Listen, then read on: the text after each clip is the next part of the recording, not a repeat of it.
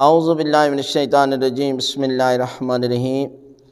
ماہ شعبان کی دوسری جمعرات کی نماز، یعنی ماہ شعبان میں شب جمعہ کی بہت زیادہ اہمیت ہے۔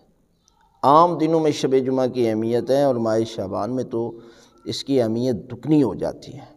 یعنی یہ وہ وقت ہے کہ جس وقت میں پروردگار لاکھوں انسانوں کو جہنم کی آگ سے آزاد کرتا ہے اور فضا میں فرشتہ صدا دیتا ہے، کوئی ہے جو اپنی روزی کو طلب کرے، کوئی ہے جو اپنی گناہوں کی معافی طلب کرے، کوئی ہے جو چاہتا ہے کہ پروردگار اس کے رزق میں اضافہ کر دے۔